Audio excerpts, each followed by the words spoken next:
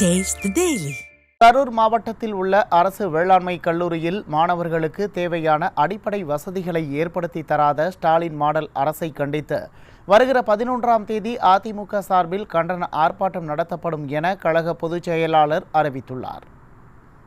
இதுகுறித்து அவர் வெளியிட்டுள்ள அறிக்கையில், நிறைவேற்ற முடியாத பல்வேறு வாக்குறுதிகளை மக்களுக்கு அளித்து ஆட்சியில் அமர்ந்த விடியா திமுகவின் ஸ்டாலின் மாடல் அரசு கடந்த 4 ஆண்டு காலமாக மக்களை பல்வேறு வகையில் துன்புறுத்தி வருவதாக குறிப்பிட்டுள்ளார்.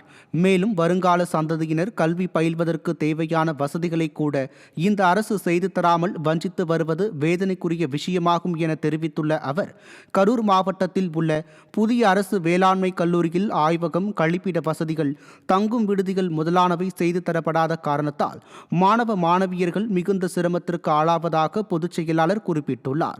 இது தொடர்பாக கல்லூரி மாணவ மாணவியர் இருமுறை சாலை மறியல் நடத்தியும் நிர்வாக திறனற்ற ஸ்டாலின் மாடல் அரசு இவ்விஷயத்தில் அக்கறை காட்டாமல் இருப்பதற்கு கண்டனத்தை தெரிவிப்பதாகவும் பொதுச் செயலாளர் சாடியுள்ளார். இவ்விவகாரத்தில் ஸ்டாலின் மாடல் அரசை கண்டித்தும் வேளாண் கல்லூரி மாணவர்களுக்கு தேவையான வசதிகளை ஏற்படுத்த வலியுறுத்தியும் வருகிற 11ஆம் தேதி காலை 10 மணி அளவில் கரூர் தலைமை தபால் நிலையம் அருகில் முன்னாள் அமைச்சர் தங்கமணி தலைமையிலும் முன்னாள் அமைச்சரும் கரூர் மாவட்ட கழக செயலாளருமான MR விஜயபாஸ்கர் முன்னிலையிலும் கண்டன ஆர்ப்பாட்டம் நடைபெறும் என கழக பொதுச் செயலாளர் தெரிவித்துள்ளார்.